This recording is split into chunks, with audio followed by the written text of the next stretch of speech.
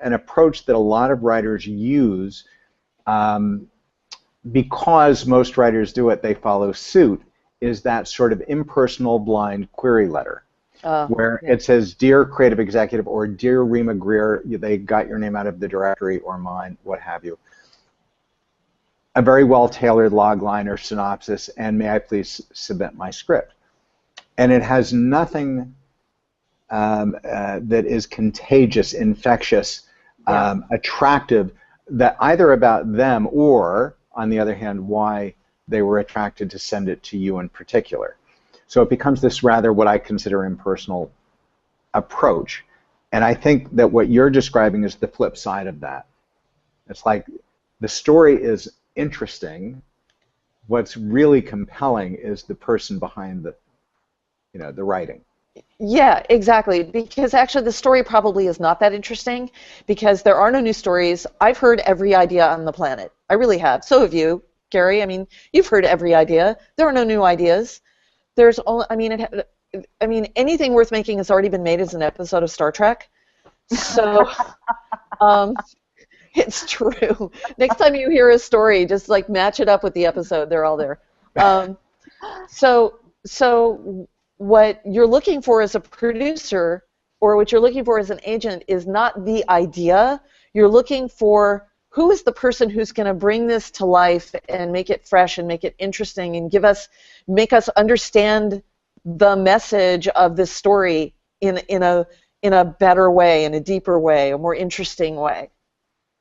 It's never about the idea. Yes. How for both of you, how would one who's approaching you for the first time get that information to you that you're looking for very succinctly and very quickly at the top of their email? Well, I have a totally different approach, so I'll dive in first and be a little bit maverick. I think the approach that's generally used is it works occasionally, but only occasionally. I think the better approach is well, to answer your question, I would write why I'm the only writer who could write the story in the way that I'm going to write it, and because this is why I care so much about this story. And I mean, I would rewrite that 17 times. I would rewrite that query letter intro more than I rewrite my script itself. I would make it sing with such authenticity because it's so true. I would tell people exactly in 2 or 3 sentences why I'm so deeply, deeply anchored in this story. And then I would also finish by saying, and I've chosen you for a reason. This is not directory driven. So I would make it, but what I would also then do, that's part 2. Part 1 is that I wouldn't send it as an email initially. I would initiate my humanity, my contact, by picking up a telephone and calling Rima Greer's assistant or Gary Goldstein or someone's assistant.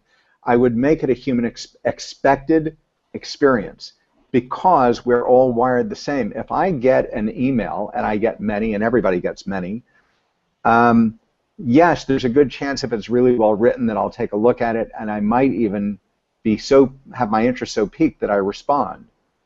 But what if my assistant has now developed some kind of initial rapport over a phone because they pitched their humanity and their caring and the storyline over the phone? Now they have rapport. When that letter comes in, you can't just toss it. You've actually interacted human to human. So then if you do that and you write it the way I'm suggesting, I think that's sort of the 2-part formula that really I've done it all my life, so I know experientially that it gets a very different level of response.